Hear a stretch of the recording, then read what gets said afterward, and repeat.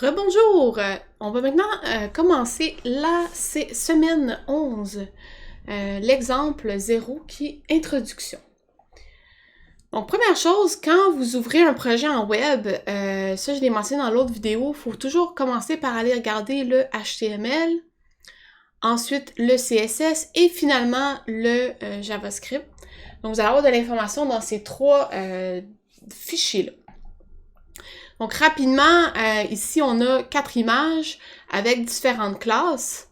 Lorsqu'on va dans le CSS, on voit qu'on a 2 éléments qui ont été mis en commentaire. Donc, un qui est une classe et l'autre qui est un ID. Et finalement, au niveau du script, on n'a pas grand-chose. On a notre fonction init qu'on connaît, qui fait un console.log salut.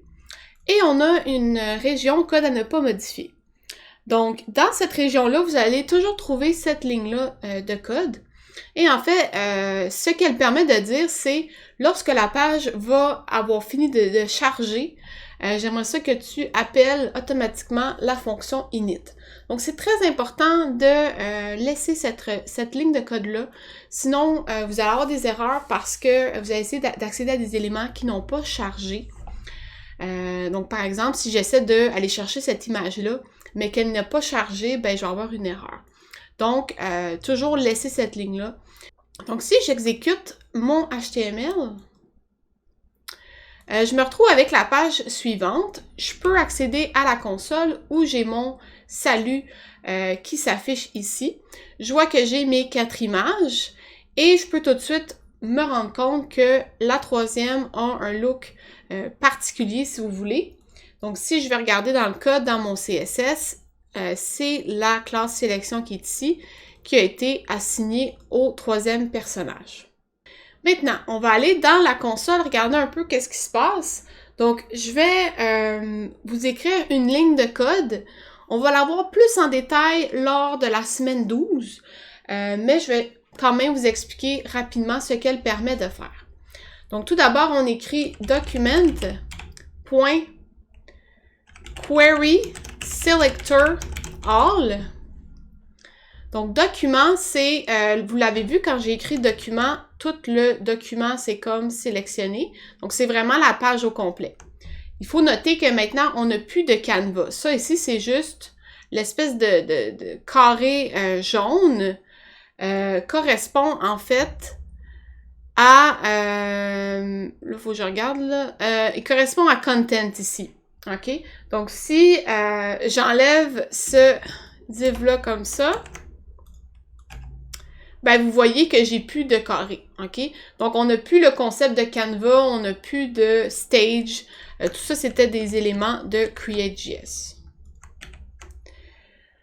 Donc, je peux vraiment aller mettre des éléments partout sur ma page. J'ai tout accès à ça. Parfait. Query Selector All, comme je dis, on va l'expliquer plus en détail, mais en gros, si je mets un mot dans les guillemets des parenthèses, dans ce cas-ci, ça va être image, là, vous voyez la réponse qui apparaît.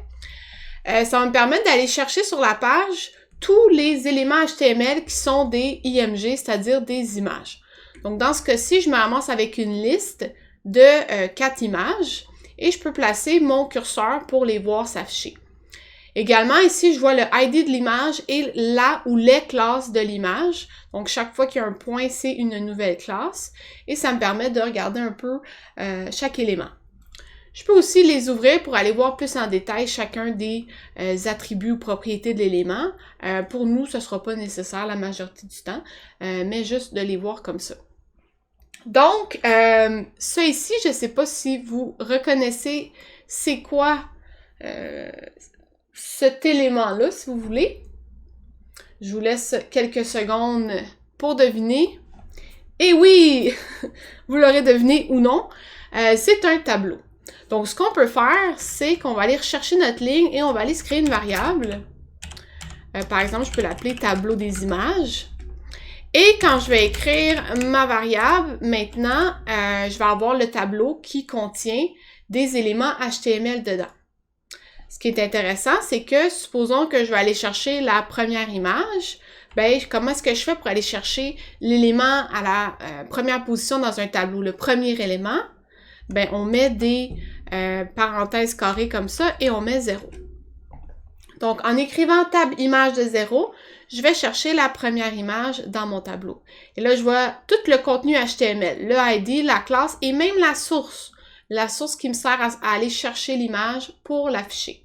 Maintenant, il existe une propriété qui s'appelle ClassList. Donc, si j'écris ClassList comme ça après mon élément du tableau, ce qu'il me dit en fait, c'est qu'il me donne une liste de toutes les classes qui sont associées à cet élément-là HTML. Dans mon cas, je le vois ici, il y en a juste une, donc il me dit, ben ça c'est la classe et sa valeur c'est perso, c'est-à-dire c'est la même chose. Donc supposons que je prends un élément du tableau qui a plus qu'une classe, par exemple l'élément à l'index 3. Ben là, je vois que j'ai 4 classes qui sont associées. Je peux les afficher comme ça ici. Et c'est comme ça que j'arrive à voir toutes les classes d'un élément. Maintenant, peut-être vous vous demandez, ben pourquoi est-ce qu'on écrit tab image 3.ClassList quand on peut juste écrire tab image 0 ou tab image 3 et on le voit ici là, que la classe c'est perso. Faut comprendre que quand on va écrire du code, on ne pourra pas aller regarder avec nos yeux là, pour voir c'est quoi la classe qui est écrite. OK? Il faut que ça se fasse automatiquement. Donc, ce qu'on remarque, c'est que quand on fait .ClassList, ça nous retourne un tableau qui contient toutes les classes. Donc là, c'est un peu drôle. J'ai comme un tableau dans un tableau, si vous voulez. Oui, c'est évident. Oui, ça existe. Donc, il faut faire attention à ça. Donc, je répète, tableau image, ça contient toutes les images sur ma page web. Tableau image d'une image en particulier. Dans ce cas-ci, c'est la 4e ou à la position 3. Si je fais .ClassList, ben là, je peux aller chercher la liste des classes d'une image. Si ça vous mélange, vous pouvez vous créer une variable. Par exemple, je dirais mon image égale à tableau image de 3. Et ensuite, je peux aller faire mon image.ClassList. OK? Fait que là, j'ai tout simplement une variable qui est l'image et je vais aller chercher la liste de cette variable-là. Parfait. Donc, sachant cela, une fois qu'on a ClassList, qui nous retourne la liste des classes, on peut faire .add. Donc ça va me permettre d'aller ajouter une classe à la liste de classes ou au tableau de classes si vous voulez. Donc dans ce cas-ci, si je regarde dans mon code, pour l'instant, j'ai seulement une classe qui est disponible, c'est sélection. Donc je vais aller essayer de l'ajouter au bonhomme qui est ici, donc le 4e. Donc, quand je fais add, il faut absolument que je mette des guillemets dans les parenthèses pour donner le nom d'une classe. OK? Fait que si j'écris ça, c'est pas valide. OK? Voyez-vous, ça donne une erreur. Donc, il faut vraiment toujours que vos noms de classe soient dans des guillemets. Et là, wow! Qu'est-ce qui s'est passé? Quand on a rajouté la classe sélection, automatiquement, il a été chercher le code CSS, donc le code pour le design, et il a été l'appliquer à cette image-là. Donc là, je ne sais pas si vous voyez un peu où on s'en va. Ce qu'on va vouloir faire, c'est que quand on va cliquer sur des boutons, ils vont changer de couleur, ou alors on va appliquer des designs automatiquement quand la personne a fait un certain mouvement. Donc c'est super puissant là, cette ligne-là de code parce qu'on peut vraiment ajouter des classes comme on veut. Maintenant, supposons que je veux revenir au début. OK? Je veux que ma page web revienne comme elle était avant que je fasse la console. Je rafraîchis la page et tout revient comme au début. Maintenant, mettons que je voulais appliquer la classe sélection à chacune des images. OK? On se souvient que je me suis créé un tableau, comme ça ici. Bon, je pourrais faire quelque chose du genre tableau image.ClassList.add. Oups, ici, il ne faut pas oublier de mettre notre index, désolé. Et ici, je pourrais faire sélection. Et là, je pourrais réécrire la même ligne, mettre un 1, réécrire la même ligne, puis mettre un 3. OK? Ça marche. Bon. Est-ce qu'on veut faire ça? Non. Parce que si j'en ai 10 000, je ne vais pas écrire 10 000 lignes. Fait que ce qu'on avait vu, c'est que on peut faire une boucle qui va parcourir le tableau. Dans ce cas-ci, je vais me créer... Eh ben, j'en ai des boucles... Donc, je vais me créer une boucle. Là, je vais vite parce que j'assume que tout le monde à ce stade-ci est capable de faire une boucle. J'espère que c'est le cas. Je me crée ma variable image courante du tableau image de l'index. Donc, image courante, la première fois, ça va être celle-ci. La deuxième fois, ça va être celle-là. La troisième fois, celle-là. Et la dernière fois, celle-là. Maintenant, qu'est-ce que je veux? Bien, à chaque fois, je veux prendre l'image courante. Je veux aller chercher la liste de classes. Je veux aller rajouter sélection. Et c'est tout. OK? Donc, quand je vais faire Enter, ils vont tous devenir jaunes. Bon, petite erreur. Ici, j'ai mis I, mais c'était index. Voyez-vous, I is not defined. Bon, parfait. Donc, j'ai fait une boucle et j'ai parcouru tous les éléments dans mon tableau et j'ai ajouté la classe sélection.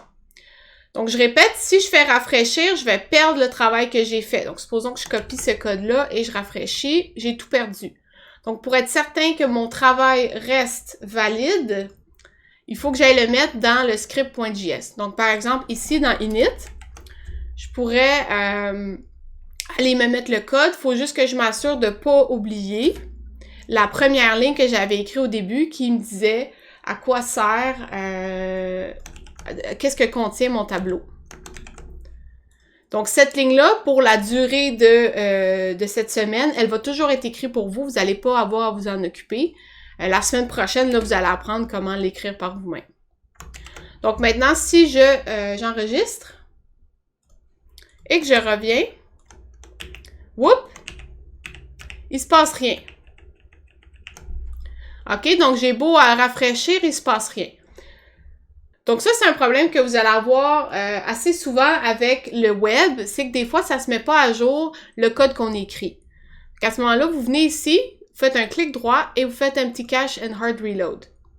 Je répète, ça force votre Internet, votre furteur à écraser les anciens fichiers avec les nouveaux. Donc là, présentement, je l'ai fait, ça a fonctionné parce qu'il se souvenait d'une vieille version.